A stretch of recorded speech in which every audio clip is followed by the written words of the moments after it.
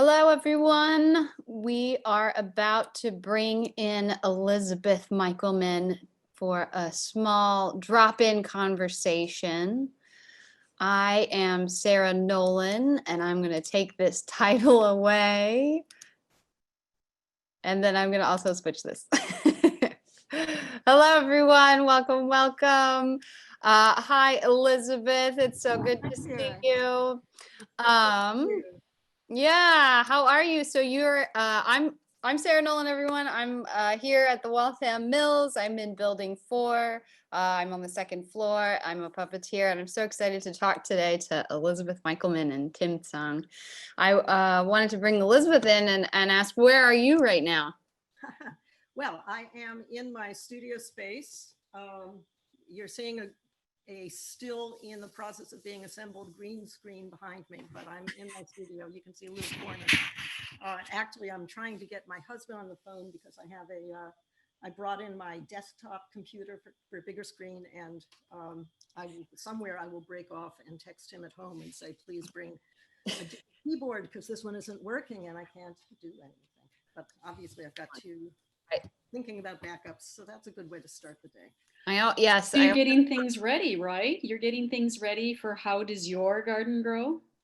Well, yes, but I feel like this is the beginning. We're going to segue right in after this program into a different Zoom conversation. Yes. I always love seeing the different materials that people are making their green screens out of. Well, Elizabeth, I just wanted to introduce you by saying that you are a multimedia artist in Brookline, Massachusetts. You're also a River Street artist, so you're on the 3rd floor. So you're right above me right now, which is funny. Yes, hello there.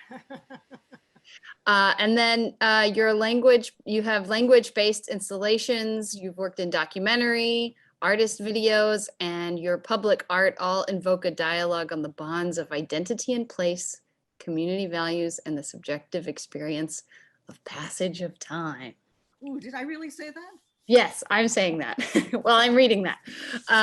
So Elizabeth, I wanted to just first talk to you about the many mixed medias that you use and the many different forms you have. When I filmed your interview, I noticed that a lot of your work just jumps all over the place. But the one thread that I could tell by just being in your studio was that text, letters and fragments of sentences just kind of, appearing here and there, or maybe surrounding, a letter, your eye. So I just thought that I wondered if you would talk about that for a minute. Sure. As I recall, we spent quite a lot of time looking at and talking about different things in my studio. And I kept saying, well, I'm a language artist, and we never actually talked about that. So this is, I guess, a moment to say that my connection to art has seemed to kind of woven in and out of a relationship with language. There are places where it doesn't appear, but from the moment I got to art school, very soon after I got there, I did start to find language creeping into my work. And I should say that before I went to art school as an adult, I was an attorney. I was in a profession that is extremely verbal and language and writing oriented. That obviously was one side of me. Right. But even in the some of the work that you were looking at in my studio, that I've been the vinyl paintings or collage that I've been working on recently, I write often about the process and think almost aloud verbally about what I'm seeing, what I'm doing, what I'm changing, where I'm going, articulating it in language. So it doesn't have letters on the surface as the images that you're showing now. But especially in sculptural or installation form or video, which are all media that I've worked in, I feel like language and communication extends into those formats. Actually, the most recent medium that I developed less than 20 years ago was starting to move into video. And Mm. one of the connections in, besides the fact that I was always looking for more media more conducive to the use of language, I write a lot of poetry, or I was at that time. And the connections into video involve the time-based media that I'm familiar with, which are music and crafting of poetry. Yeah, so do you start with language? Like, is that kind of your starting point as you're working? No, there's no, There's there's no starting point. It's all this, it's all at the same time. no, it's not simultaneous either, but it can go in different directions. And let's put it this way. Artists who concern themselves with the purely visual often have a visual image or visualization that they work from. I often visualize language. So it can come in different ways. I can hear it as a sound when I'm writing poetry. I'm hearing sound. Do you see words and letters as design elements instead of like kind of like breaking them apart just as visual pieces? Because that's interesting. I do a show called this is the one connection that I'm thinking of. There's a show that I work on called Wordplay, and it's for kids, but it's by Honey Goodenough, who's Good Hearted Entertainment. And I tour with it with her, and we take these big spongy letters and we puppeteer them. So the letters CAT get manipulated in a way that makes them look like a cat and walk around. And I just find that really interesting, that like transformation of letters into art or into, yeah, that I think that's interesting. Well, that's an example. You know, we are all, just about everybody, anybody who's connected right now into this video, we're all speaking creatures, and most of us are literate. So we all have our ways of attending to language, approaching language, the pathways that it comes in.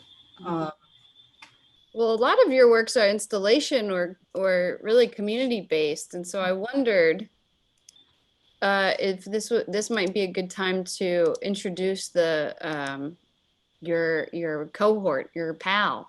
Yes, please. So the reason, Elizabeth, that you're here this morning is because you and artist Tim Tsang, am I pronouncing that right? Is it Tsang? Tim, we don't hear you. Or Sang? Be there. Hello, hello, hello, hello, hello. Hello, Tim. Oh, that was my cue, huh? Check, check, check. Am I on? I was asking Elizabeth if I didn't know. But yeah, so Tim is formerly an experimental Boston-based video artist and musician. Exciting. Now a Los Angeles transdisciplinary artist and performer. You can see him transdisciplinizing right now. So Sorry, is this on? Is this on? Is this on? It is on. It is on. Yeah. We hear you loud and clear. Thanks. So I hear you many times. Is there feedback, or are you doing a feedback loop? I'm sorry, I keep going. I don't mean to disrupt too much. You're fine. We don't hear any feedback, but You might. That's what he's doing. oh, okay. Well, I wanted to say that you both, this is what I read about, that you both celebrate a more universal view of the creative process and the artist's relationship to community. And I think what's really interesting is that, Elizabeth, you and Tim today are doing a brand new performative experiment conversation called What Makes Your Garden Grow? And so this will be an afternoon 5-hour performance. So if you want to explain what is this? what makes your garden grow? No, Elizabeth, do you want to say anything, or I could jump in? Or, Oh, I think you should start by saying yeah, okay. 5 hours. Oh boy, no, it's 5.5 with this one, but no, I mean, hello everybody. I just wanted to say I miss Boston a lot. Elizabeth and I met like 12 years ago. I was DJing some classical music and noise at a gallery in Brookline, and Elizabeth wasn't drawn to the noise as much as to the text. I had my artist statement sort of on the table there, and sort of just like, you know, almost like a picnic table sort of deal. And then she came over and was like, "What's this business?" And and I think from there we kind of started talking, and we never stopped. And I think where she and I kind of intersect is through language. We get to know one another. We get to know and be in each other's lives, in addition to sort of getting to know each other's work. And I think it's just been a very like enriching friendship, you know, relationship that we've kind of enjoyed, you know, one another. I think at some points we got sick of each other, maybe not. But we really take this idea of text and language and presence as well. And I think a lot of what we do deals with that. You know, some of it is just simply by talking, and others, it, you know, it involves actions.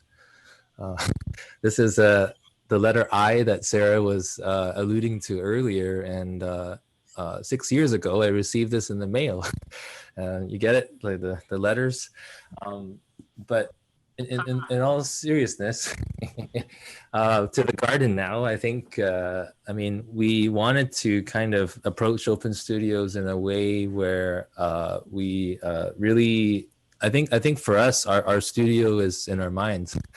You know, speaking of language and presence and whatnot. And so to open our studios then, open her studio, or my job is sort of to kind of poke at her to make her talk, or I like to talk too, but like is to kind of open up our minds to people. And the best way we can do that is through, you know, an extended sort of time of being together. Yeah, I don't know. Is that true, Elizabeth? Yeah. Well, I think it's interesting to go back to the first time we met. And of course, we have different perceptions of what was happening. So it's interesting you remember me looking at your resume before I actually spoke to you and saying, and what is this, something or other? The environment, I just want to share the environment. There's a wonderful artist who exhibits around the world and teaches at the School of Museum of Fine Arts, Maria Magdalena Campos Pons. And she, for a period of time, had this very experimental gallery in Brookline.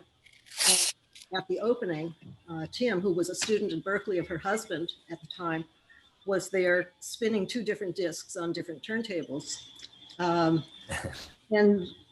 in different directions. So if you can imagine the analog going backwards, it was confusing. There were a lot of people in the gallery, and there was also in the second room, there was a wandering violinist who was playing Bach partitas. So the soundscape that we were in together was very complex. And I am interested in classical music, and so I was recognizing what I was hearing, and I was also saying, why are you choosing to distort it? It could just be 2 different things happening in 2 different rooms, but in fact, Tim was playing something like Chopin against Brahms or something, and both, or Liszt, and both would go Listen on, yeah. different, whatever it was. It was very challenging sonically. So at the time, I had made a video of myself learning a work of Chopin, or hiding the fact that I wasn't learning very well. That's the magic of video. But anyway, so we got going because Tim was working also in video at that time while he was still a student. I guess Talk about the garden. We could talk about the garden. Yeah. How did that come in? Yeah. I think this is really interesting that you're describing a garden today. And I wonder, yeah, where that metaphor or that visual comes in. Well, for me, it's a whole experience. It's where I've spent most of my time, most of my wandering uh, time since about last May. Oh, in a literal garden, In my yard, in my yard, in your yes. yard. In the yard, yes. And in the garden. Has on the other side of the house. And I feel very fortunate that we do have a house that has some space to get out, because I considered myself slightly older, more vulnerable, had family members to care for, and I was very, very assiduous about the amount of risk I was taking for several months, not just the official months of lockdown. And so it was a safe place to be. And it's also a very challenging yard. It always has been, with very, very little light for various reasons. So this was a year where this was my playground, and it had some limits and some challenges. And I said, well, I'm here, I've got the time to do it. Mm.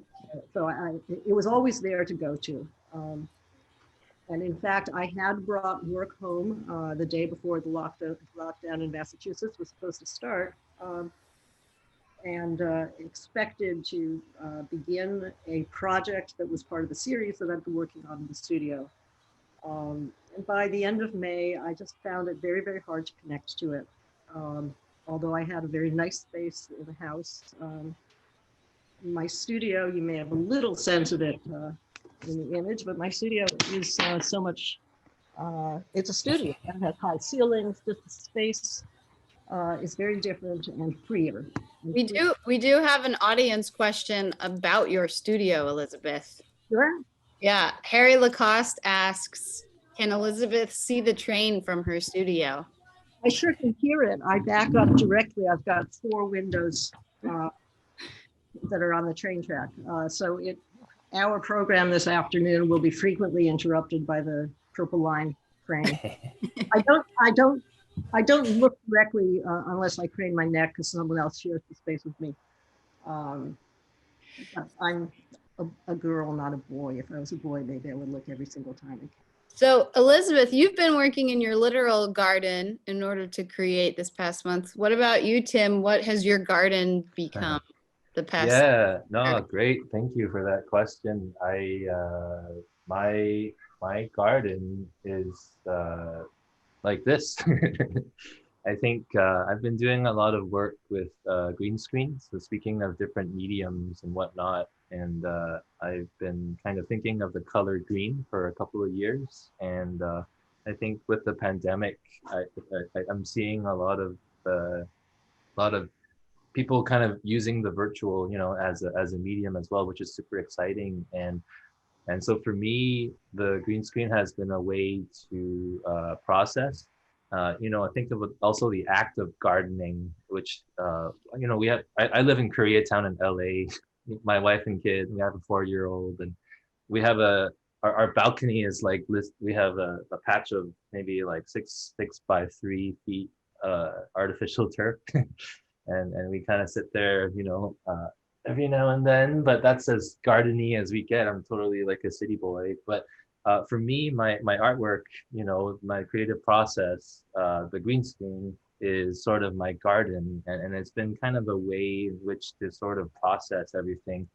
Elizabeth and I were talking about like the act of gardening as like, you pull out stuff and then you plant stuff and then you watch it grow or watch it die or whatever, and sort of just but there's this act of constantly pulling and pushing and planting and watering, and I think it's it's not to like force it and be like, oh, this is exactly the creative process, but there are a lot of relations to that. And I think between just Elizabeth and I connecting, and then she was talking about how she was kind of finding life through the act of gardening. Maybe it was kind of helpful, as a way of living, as a way of being, during this really difficult, funny season that we're in. And so for me, I think that's kind of where we connected. So, I'm kind of thinking about the color green, a lot, and sort of playing around with that. And Elizabeth has an actual garden. Yeah, which is cool. Yeah, a green screen and a green thumb. But I wonder, our industrious extraordinaire coordinator is here, Alana, and I wondered, Alana, if you wanted to kind of introduce the Zoom, how it's going to run parallel to our own content today, our own Waltham Virtual Studios. I'd be happy to, Sarah. Good morning, everybody. I am really following this conversation interestingly because one quote that the great Phyllis Maddox told me about 6 or 7 years ago is, you spend a lot of time in your mind, so it makes sense to decorate it well. And I think about that in terms of, as raising kids, how to create that, and then beautiful and useful things, and how you guys are jumping off into your Zoom session now with the idea of you'll be growing, creating, you'll be really decorating a mind.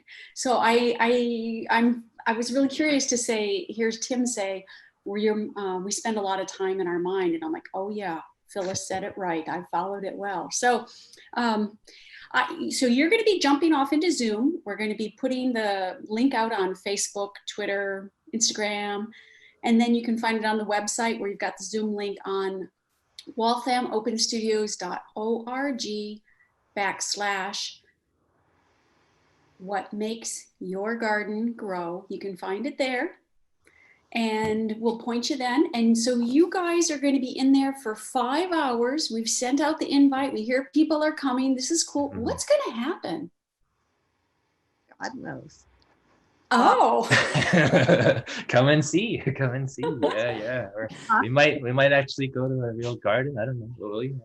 It's not scripted, but I think it takes off on this quality of dialogue that Tim and I have already established over many years, and kind of growing together and growing apart. He's grown a family, a lot of areas where we just have always had a strong connection. And for me, Tim is a very exciting person to talk to and to work with. He has a very open and experimental way. He does poke me and push me in ways that I already want to be poked and pushed, but don't realize it sometimes. So it's the core is both what we're going to talk about with each other, but it's an open conversation to bring people in. The idea is that this is not simply a live stream of two talking heads. Anybody who signs in is our guest, just as you might drift into the studio during the course of the Open Studio weekend. And you might be curious, you might have a personal story that connects to what we're talking about in the moment, or perhaps you've written a poem recently you'd like to share with us. If it's not the Iliad, we could probably accommodate it. I have a friend coming in from Brooklyn. Yeah, that'll be sharing some poetry actually, which would be really cool. I mean, I think what I thought about this as I rolled out of bed. We went to bed really late last night, but it's like 9:30 right now, or 10 o'clock. But maybe what we're doing is hosting a garden party, not a house party, but like a garden party where people kind of come and go and wander. And I think the difference between a house party and a garden party is that one is more maybe more attuned with the surroundings and the environment as well, in addition to the social interaction. I think a lot of times when we're on our Zoom call, like this is really great, and that's one dimension of recognition or consciousness, but also sort of being aware of what's around us, and this is part of Waltham Open Studios, right? And so I think it's very fitting that maybe it's like a garden party where we're in our minds and aware of and being making known where we're at with each other and with all our friends that are coming in, but also sort of recognizing physically what's around us, but also in our world what's kind of happening there. And I think one of the many things that Elizabeth and I are really interested in is kind of co-developing a new way of being. Elizabeth, I think I visited her 2 years ago. I stayed with her and was part of this artist residency in Boston. And she gave me a present. It was, I don't know if you remember it, but it was a book by John Berger, Ways of Seeing. There was also a TV show, I think it was in the 70s or something. I wasn't even born yet, but it was called Ways of Seeing, and it was on BBC, I don't know, 3 or 2 or whatever. But one of the things I thought about now is maybe one thing I'd like to develop with Elizabeth, in this kind of experiment is not just a way of seeing, but a way of being. So really interested in that. And it is a deeply collaborative, thing. We can't sort of do it on our own. So we're kind of trying that out, and hopefully whoever wants to join, from now all over the world, we're able to kind of hang out and really spend some quality time together. Hopefully you get to know us a little bit better too. We'd love to make more new friends and all that. So that's all I got. Sure. And that sounds like it's going to be great. I think we'll keep returning to the theme, what makes your garden grow? Because for us, this is really, this is not so much about us as about our guests. This is what the Open Studios is for me, is learning who people are in the context of what's in my studio that stimulates them. Right. And that was the deprivation that I felt terribly when I realized that the Open Studios weekend that I've experienced here for 30 years could not happen in the physical interactive way that I've come to expect. That's true. We heard it over and over again yesterday in talking to artists. It's that interaction with the people who stroll through and watching them work with the art, and the conversations are something the artists miss a lot. Right. And so I really appreciate you guys taking the initiative and saying, come on in, let's see where it goes from there. Now, the fact that it's going to be, who knows, around the world. I sent the links to friends around the world. You'll never know what the time zone will pop in. Yeah. So it'll be great to see what crowd comes in. Yeah, for sure. Including your son. Is that Emmanuel in the background? Oh yeah, Emmanuel's up. You'll probably see him. Good. Yeah, he'll pop in. We'll definitely, that'll happen. I think I have friends coming in from Austria, from Greece. Somebody's calling in from Brooklyn, maybe somebody from Chicago, and so that, it's all over, and it'll be interesting. We're all in different time zones, and even Elizabeth and I were, I'm 3 hours slower, so sort of just still waking up. But no, it's really fun, and we really look forward to it. I think it'll be great. Yeah. Well, I thank you very much for popping in, at least sharing a little bit of that with me this afternoon, and Sarah, as we're getting ready to go on to the next set of studio snapshots. But I might try to tuck away in and out for the next 5 hours. Please do. Yeah. And well, thanks for making this possible. We're so glad to be able to do this, and we hope everything continues to work technically. So far, so good. Knock on wood. That's right. All right. Well, thank you, Elizabeth and Tim. This was fun. I'm excited. I hope I can steal away and just kind of like wave in the Open Studios Zoom. Well, please do. The programming that I've seen for the studio so far is quite wonderful. So anybody who comes and joins us afterwards and then wants to look around the website, your live stream, I'm sure that they're welcome to come back to us, but don't just spend all the time with us. Lots happening. All right. Great. Thank you. All right. So I'll see you in a bit. Okay. Thanks for having us. Thank you. And now, studio snapshots.